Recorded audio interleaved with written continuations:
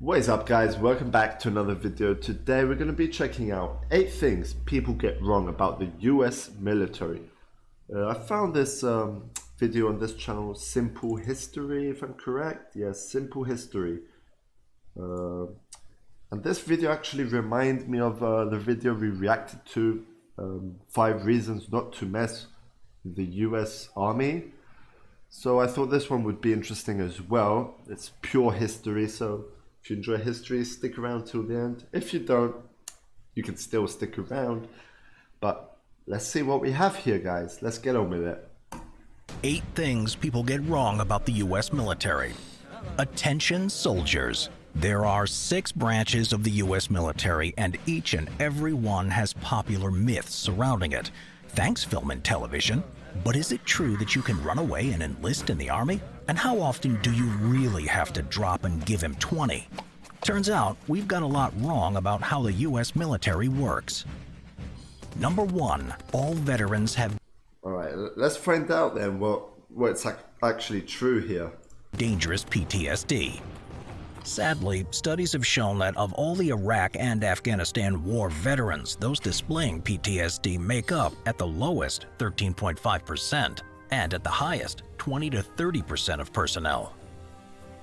There is an unfortunate stereotype that these veterans are prone to outbursts of violence as survivors of PTSD. In fact, in a 2021 survey of 2,000 Americans, 26% believe that people with PTSD must be violent or dangerous. But this view of PTSD has been exaggerated by the media, leaving the average person to believe anyone who comes back from war is a firecracker waiting to go off. Although it can be a symptom of the illness, it's a myth that PTSD automatically equals a violent person. The overwhelming majority of people with PTSD live regular day-to-day lives upon returning home and do not harm others. Number 2, enlisting is easy. There are plenty of TV shows and movies where the troubled young kid runs away and enlists in the Army, disappearing from his family seemingly overnight. But this is incorrect. It's nowhere near as easy to join the military as the media makes it out to be. No branch of the armed forces will take someone without at least a high school diploma or possibly a GED. And depending on the branch of the military you want to go into, there can be some strict requirements.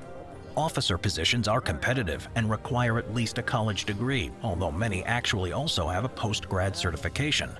In the Coast Guard, you can't have more than 3 dependents, and in the U.S. Air Force, you must be a certain height, weight, and vision, among other requirements. But there are 5 Alright, I didn't know that about the height and the weight. That's interesting. pieces of criteria you must meet no matter which branch of the military you're interested in joining. Number 1, we've covered. You need a high school diploma. The rest are: Number 2, be a full citizen of the United States or a resident alien. Number 3, be at least 17 years old. Number 4, pass a medical exam. Number 5, pass the ASVAB. ASVAB stands for the Armed Services Vocational Aptitude Battery Test and is part of its own myth. Have you ever wanted to assert total domination over your friends and foes from the comfort of your couch? Then look no further than Bloodline, Heroes of Lithis. While casting spells and wielding gigantic halberds in your living room may be cumbersome, Bloodline lets you do so with safety and security. Gone are the days of destroying your home with an accidental spell or slicing up your favorite book with a halberd swing. That's actually an interesting ad here. Gone astray. Dominate your opponents with comfort and ease. Simple History invites you to try out Bloodline using our unique code to not only get in-game rewards, but to also help support our channel. We recently got into a bit of trouble ourselves, role-playing too seriously in our backyard, and now we have to plant some new trees. New legends will be born as you pick between a wide selection of heroes to battle it out with your friends. Live your fantasy world as you team up with true companions, passing down powerful traits to your sons and daughters to create the ultimate warrior. Choose between a variety of unique champions from any clan or race and go on endless adventures, coming back with the spoils of victory without being told off by your mother for ruining the house. Build your own kingdom and harness its economy to become the ultimate clan. You can choose from new champions including the race of Dragonborn and werewolves. Log in right now to get the Karg Dragonborn clan for free. No, that's not all. Don't forget you can raise these legends from infants to full adulthood, mastering their skills and creating the ultimate clan, even demigods or dragons or both together if you so desire. multiplier. Download the game now using our link in the description below to get $20 worth of free perks. Stop getting in trouble for waging war in the house and decimate your enemies in Bloodline. All right. Number 3. The ASVAB isn't important. The ASVAB is a test that assesses your mathematical reasoning, understanding of mechanics and science, word knowledge, as well as your ability to assemble objects. No matter what part of the military you're interested in, you will take this test. But some people believe the ASVAB doesn't matter and that you can get into the US military without passing this crucial exam. This is not true. Every branch of the US military requires a passing grade in this test, although what that score is varies from branch to branch, with the US Air Force having the highest score requirements to join.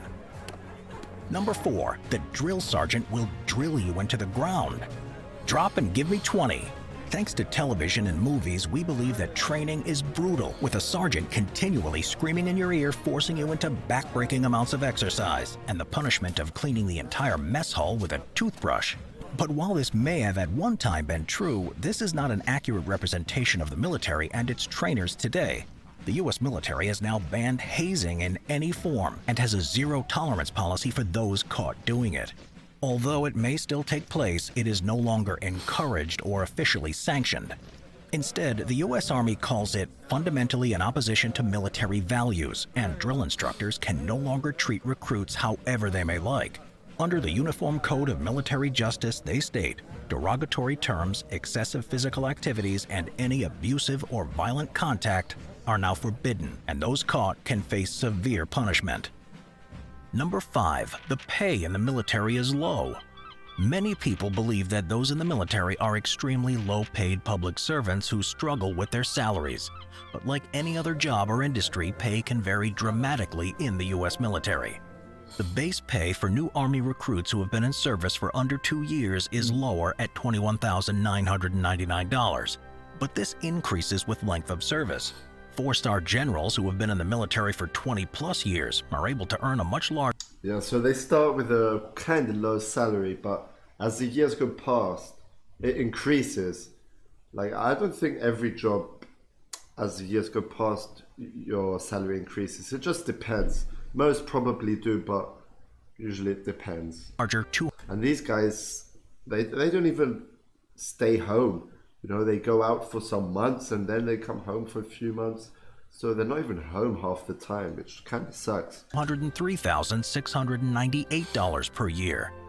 And depending on the state and military branch, they may also only be taxed on their base pay, with all extra income their own to keep. Plus, those in the Army are able to stretch their pay further than other professions with additional compensation and benefits, such as providing bonuses for food, health, housing, higher education, as well as being given 30 annual vacation days. Army service can help soldiers pay for college with the post-9/11 GI Bill program, for example, providing steep discounts on tuition. At least they got the benefits and all that stuff. That's something that helps out with family and stuff. As well as bonuses for accommodation and books. Depending on the length of service, the program can cover some or even all of one's public college fees, and for private and foreign college tuition, up to $25,000 annually. Number 6. Everyone in the military has seen active combat. With troops fighting in the Middle East and stories of active combat on the news, many people believe that everyone in the military goes to war. But the US military is a huge operation, and there are plenty of career paths and roles that have nothing to do with fighting overseas. For example, you could become a programmer, administrator, civil engineer, or psychiatrist, among many other options. And the newest branch of the US military has nothing at all to do with combat. Called the US Space Force, it was established in 2019 as the world's only independent space force. Their concern is dealing with the aliens if they ever beam down. Number 7. The Army is where socioeconomically disadvantaged people turn. Across the US, there are many people who believe that the Army is usually somewhere people with few options for jobs or money turn. It's believed to be a main choice for socioeconomically disadvantaged individuals in search of a better life. But the actual makeup of the military does not match this belief. A study in 2020 showed that a diverse range of people are attracted to a military career path, and that the poorest and wealthiest communities are actually underrepresented, with the majority of recruits coming from middle-class backgrounds. An earlier study concurred, showing that most recruits are actually wealthier, more educated, and more rural than most 18 to 24-year-olds. Number 8. Soldiers shoot to kill. An active war zone is a horrible place, and it's always assumed that if a weapon is being fired, then it is fired with one intent: to kill the enemy. And while it's true that today's military personnel go through extensive dehumanization of the enemy training, the psychological impact of killing another human being means it's very likely that few soldiers are actually willing to shoot with the intention of killing. Studies into this phenomenon have been inconclusive and conflicting on the actual percentage of soldiers willing to shoot to kill. But there has been corroborating evidence that the number is not as high as you may expect and varies from battle to battle, war zone to war zone. Overall, there is a lot of misinformation and misconceptions about the United States military and what it entails. These are just some of the most common myths that you hear every day. So now you know the truth. When are you signing up, soldier?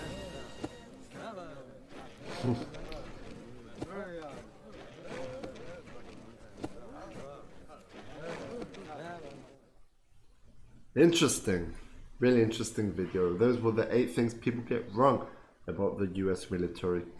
That really caught my attention. Really enjoyed this, and also this channel. I really enjoyed how they actually presented everything. So I'll probably be checking out some of more videos from this guy. So if you want to go support him as well, subscribe to him. We're not subscribed. Let's hit that subscribe button. Also hit that subscribe button here, guys. Like the video, and if you got any suggested videos, comment them down below and I'll check them out. See you on the next video. Peace out.